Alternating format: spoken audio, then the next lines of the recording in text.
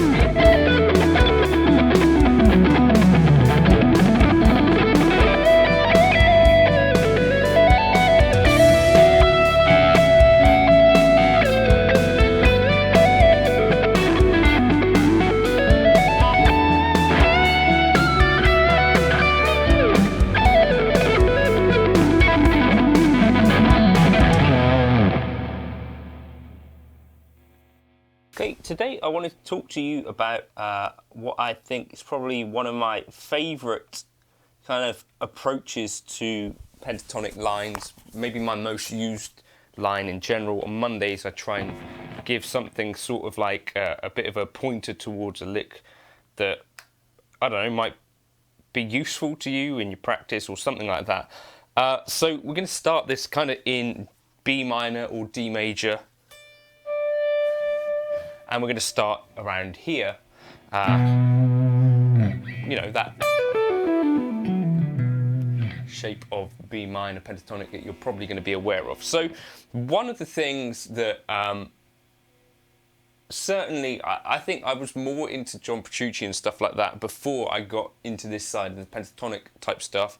I think probably Eric Johnson is where I kind of decided to start taking another look at the pentatonic scale, because I could hear that stuff in his playing and kind of thought it sounded really great. So obviously we're used to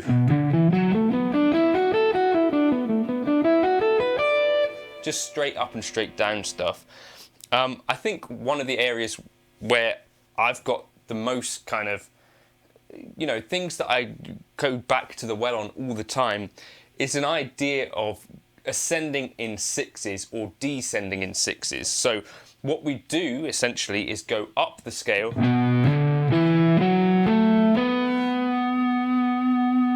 so we go across, because it's 6 notes and we're in the pentatonic scale. 1, 2, 3, 4, 5, 6. We end up on our D string, then I come back down to the A string and do the same thing.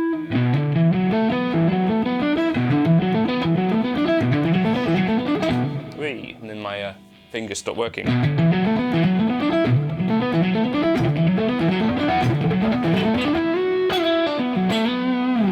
Now, obviously this is going to take time to get comfortable with. You don't necessarily have to alternate pick it all. You can sort of legato it as well, but I think initially I came at it from the alternate picking approach. So in terms of timing, what we're aiming to do is probably either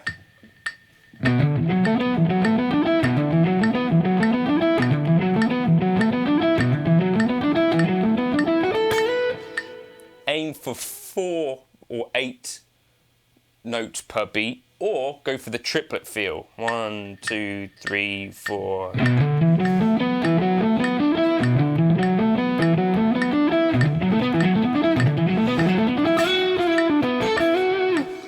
Okay, and the thing that I like to do is try and kind of figure out which of those is like the fastest that I could do within whatever song I'm playing. So that's the reason that you might practice playing kind of 4 or 8 per beat, as well as the triplet stuff, because there's some times where you just might not be able to get the sextuplet or triplet stuff going, but you might be able to do kind of like a fast, even thing. So that's why I practice both, and it kind of works nicely for both. So anyway, the full kind of idea, we just keep going up.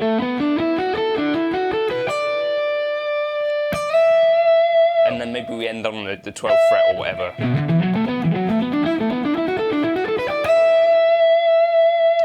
Okay, now what goes up must come down. I'm generally not as good practicing the descending stuff because I kind of get stuck with whatever I started the idea off on.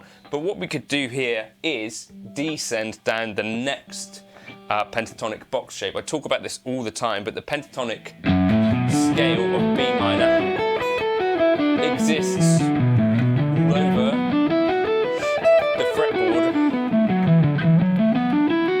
Why am I talking like this? So there are 5 shapes of the pentatonic scale that it would benefit you to know, and the best way to get about learning these is by doing this sort of thing where you maybe join up one new pattern at a time. So for me it might be the pentatonic minor, and then I might join the pentatonic major. If I already knew that, I might think, right, well, I'm going to join up the next one on from that, if that makes any sense, kind of build that bridge of the pentatonic scale. So what we could do, if I stick on a metronome,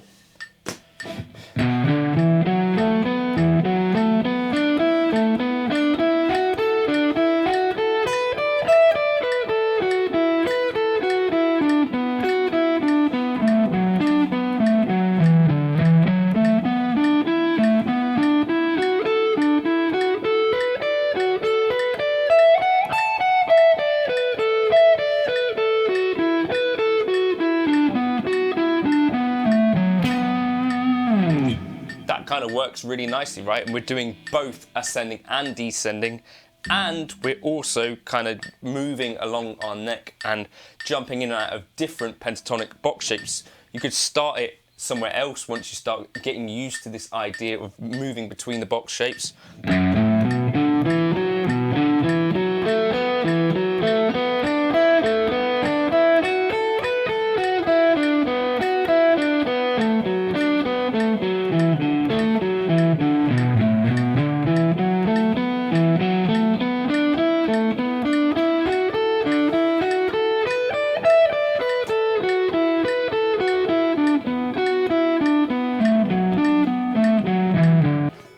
On and on and on. It could be like a never-ending kind of pattern, right? And you could also do it coming back down.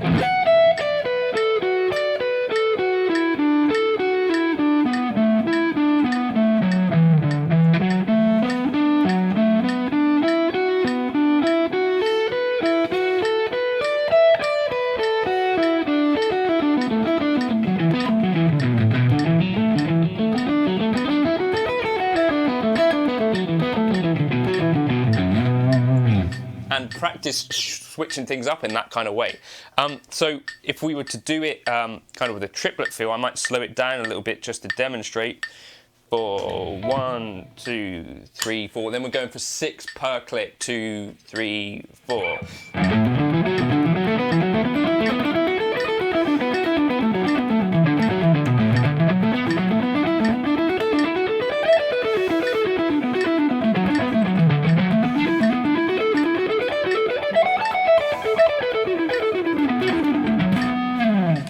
Kind of thing, right? And it's got a kind of lots of uses, and can be really effective if you're trying to, you know, add a little bit of spice to the end of a solo or the start of a solo, whatever you're trying to do with this sort of thing.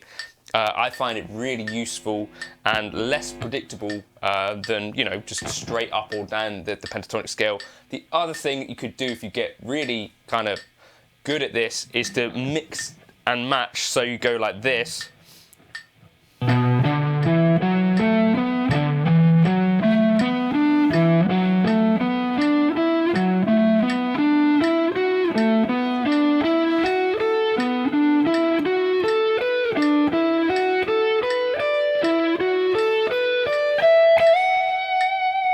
can see I'm jumping up to the next shape before I jump down a string.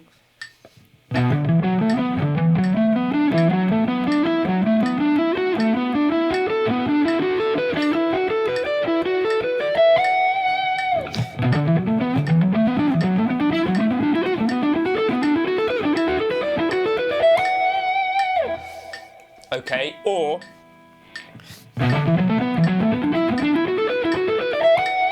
you can kind of jump up the shape midway through. So I've done two groups here, then jump up to the next shape. And that effectively means that you've done that and then jumped an octave,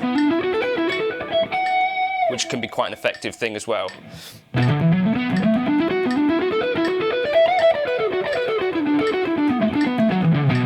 And then of course you can just kind of mix and match these things as you go. That, I think, is one of the things that I like to do with the pentatonic scale most of all, and I use that kind of all the time, particularly if there's a little thing where I'm thinking, right, I'd like to play something like a little bit fast here.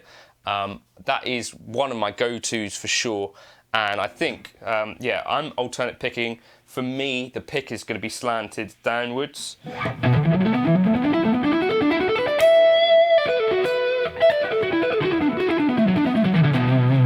So yeah, that's just how I would do that.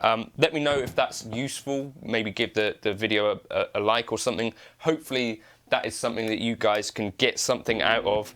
Yeah, it's just a very simple concept, like taking 6 notes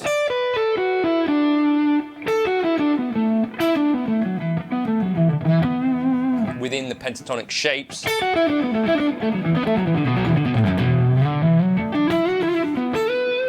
But I think you can get quite a lot out of that, hopefully. It's certainly one of the key ways that I like to use the pentatonic scale all the time. I'll catch you in another video soon. Patreon, I'll put together a tab and throw up the backing track for that. That will be hopefully later on today.